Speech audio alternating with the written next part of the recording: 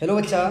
तो जो है कि आज हम पहला वीडियो लेकर आ रहे हैं आप लोगों के लिए, जो है कि क्लास 10th का चैप्टर हिस्ट्री, जो राइजिंग नेशनलिज्म इन यूरोप में राष्ट्रवाद का जो है भावना कैसे आया, उसी के विषय में हम क्या करेंगे आज इसी चैप्टर में पूरी तरीके से चर्चा करेंगे। तो राष्ट्रवाद क्या है, राष्ट्रवाद आखिर कहाँ से राष्ट्रवाद का यूरोप में भावना आया, कैसे आया, उसी चीज़ के विषय में हम आज यूरोप में राष्ट्रवाद के बारे में बात करेंगे। 1789 ईस्वी में फ्रांस क्रांतिकारी का क्या हुआ, फ्रांस में एक क्रांतिकारी हुआ जिसको हम बोलते हैं फ्रांस रिवॉल्यूशन बोलते हैं। तो उसी से क्या आया, पूरे यूरोप में एक जो है कि राष्ट्रवाद का भावना आया, जिसमें कि लुई 16 जो है कि बारबो वंश के थे, राजा थे, जो है कि फ्रांस के राजा थे। वो जो है कि फ्रांस के लोगों को 3 भागों में समाज को बांट दिए थे। कितने भागों में? 3 भागों में बांट दिए थे, जिसको क्या था, प्राथमिक सेक्टर और द्वितीय सेक्टर और तृतीय सेक्टर में लोगों को बांट दिए थे, जिसकी वजह से लोग जो है कि जो 99% लोग थे, 90% लोग किसान थे, लेकिन उसके पास ज़मीन नहीं थे, लेकिन उनके पास अपना ज़मीन नहीं थे। कुछ ही लोगों के पास अपना ज़मीन थे। वो जो है कि प्राथमिक लोगों में आते थे, जो कुलीन वर्गों से टैक्स नहीं लेता था और पादरी वर्गों से टैक्स नहीं लेता था, लेकिन आम जनता से वो क्या करता था, टैक्स लेता था। इसी के वजह से वहाँ पे आगमन हुआ, जिसके बाद नेपोलियन जो है कि लुई 16 का अंत हुआ, नेपोलियन बोनापार्ट का क्या हुआ, वहाँ पे आगमन हुआ, जिससे कि यूरोप में एक राष्ट्रवाद का भावना आया।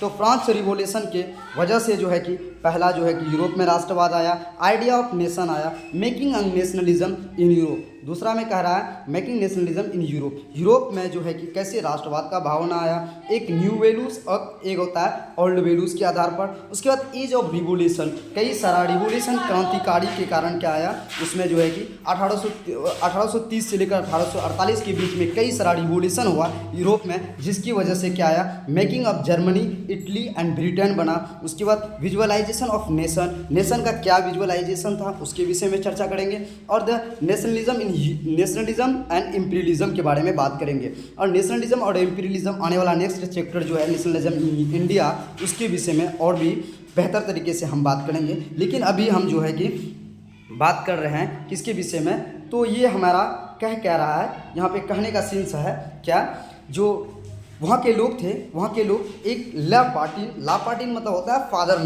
फादरलैंड का था, ले साइटिन मतलब होता है सिटीजन। वहाँ के जो नागरिक थे उसको एक लक़ब दिया गया था, जिसका नाम दिया था ले साइटिन।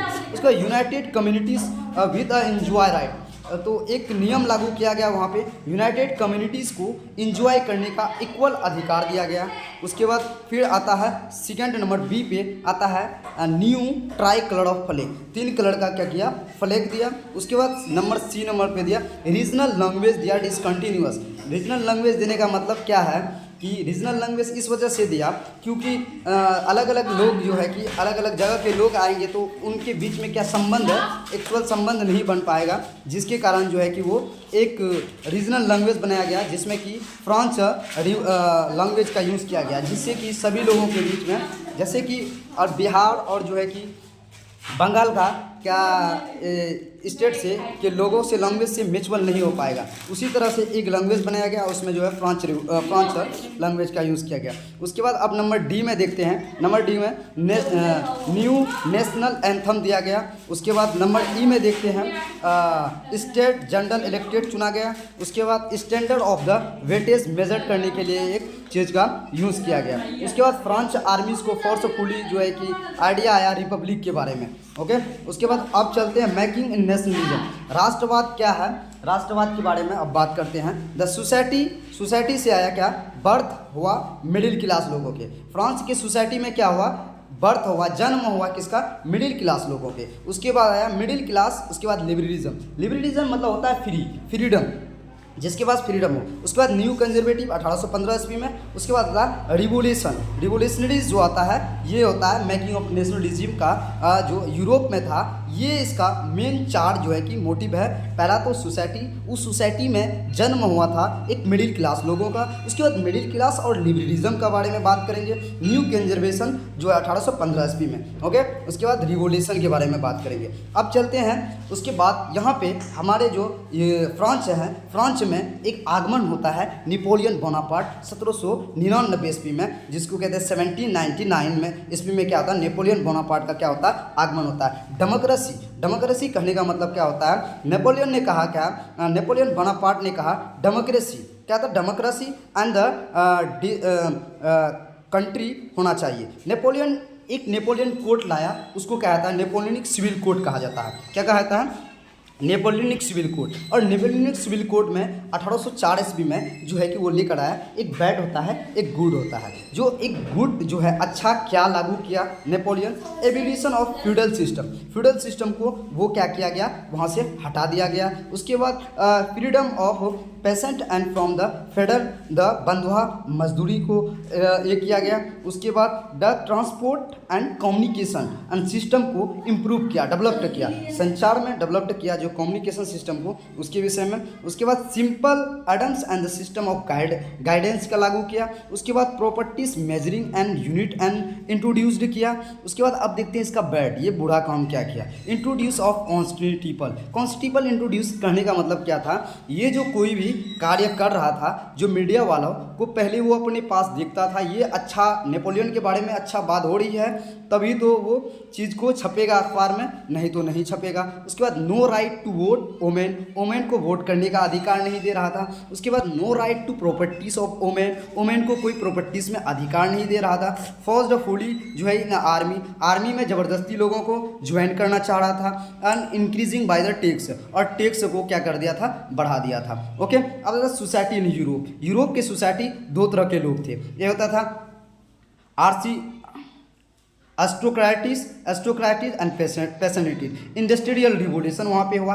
एस्टोक्रेटिस में आते थे बिजनेसमैन आते थे, और इंडस्ट्रियल रिवोल्यूशन में मिडिल क्लास और डॉक्टर लोग आते थे, और ये पुअर लोग आते थे पेसेंटी में। अब आता है लिबरलिज्म क्या होता है, मिडिल क्लास के लोगों में नो यूनिटी था, कोई यूनिटी नहीं था। लिबरलिज्म मतलब होता है फ्री, अतः political liberties and economical liberties, freedom of the individual, हर एक के पास क्या होना चाहिए, फ्रीडम होना चाहिए, और हर एक के पास अधिकार होना चाहिए। ये लागू किया ये पॉलिटिक्स में। और राजनीतिक इकोनॉमी आर्थिक व्यवस्था में जो है कि वो क्या किया, फ्रीडम ऑफ मार्केट का आज़ादी दिया। Remove from state improve in resistant को हटाया। उसके बाद custom union and instated Prussia and जोलिज्म एंड कंज्यूम बाय 13 टैक्स जो है ये किया। उसके बाद आता है कंजर्वेशन में जो है 1815 ईस्वी में जब बैटल हुआ, बैटल ऑफ वाटरलू में नेपोलियन बोनापार्ट क्या गया, हार गया। जो एक 3 समूह बना था, जो ब्रिटेन, रसिया और उसके बाद पर्सा, ऑस्ट्रेलिया, एक कंजर्वेटिव समूह था। ये कंजर्वेटिव समूह का मेन मुद्दा था मोनार्ची रूल करना। क्या था, मोनार्ची रूल करना। तो ये नेपोलियन को क्या किया, चारों मिलकर क्या किया, नेपोलियन को वाटरलू के बैटल में हरा दिया, डिफीट कर दिया। ट्रेटी ऑफ वायना, जो ट्रेटी ऑफ वायना 1815 ईस्वी में होता है। उसके बाद जो वायना कांग्रेस भी कहा जाता है इसको, जिसको सिंधी कहा जाता है वायना कांग्रेस का। The signing off the Persia जो है कि ये 4 कंट्री जो होता था, पर्सा, उसके बाद रसिया, उसके बाद ऑस्ट्रेलिया, उसके बाद ब्रिटेन, ये 4 देश मिलकर क्या किया जो है कि वाटरलू को बैटल में जो है नेपोलियन बोनापार्ट को क्या किया, डिफीट कर दिया, हरा दिया। उसके बाद सेटलमेंट ऑफ यूरोप के लोग जो है ना उसका सेटलमेंट कैसे हुआ। उसके बाद under the changes of the where is that is the changes by the drop, उसका चेंजेस क्या आया उसमें बात करते हैं। अब बात करते हैं सेटलमेंट ऑफ यूरोप में जो लोग थे ना वो किस तरह सेटलमेंट था। अब बात कर रहा है किंगडम ऑफ नेदरलैंड जिसको बेल्जियम बोला था नॉर्थ ऑफ फार्मर में, जो उसके बाद पर्सा में गिवन अ पार्ट्स ऑफ सोनेरेक्सन and Australia is give by north Italy, Russia is give by the part of the Poland का गाप दिया। उसके बाद Geneva added to the Piedmont in south में जो है कि जनेवा किया। ओके, उसके बाद रिवोल्यूशन में क्या था, इंटरेक्शन ऑफ सोर्सेस तो चलो बच्चों, आज जो है कि यहीं तक क्या करते हैं, इस चैप्टर को विराम करते हैं। नेक्स्ट लेक्चर जो है कि आने वाला समय में लेकर आएंगे आप लोगों के लिए। आप लोगों को अगर अच्छा लगे सब्सक्राइब कीजिए चैनल को, उसके साथ साथ जो है जिससे कि हमें मोटिवेट मिलेगा, उसके साथ साथ और भी हम चाहेंगे और इससे अच्छा वीडियो आप लोगों के लिए लेके आए। Thank you so much.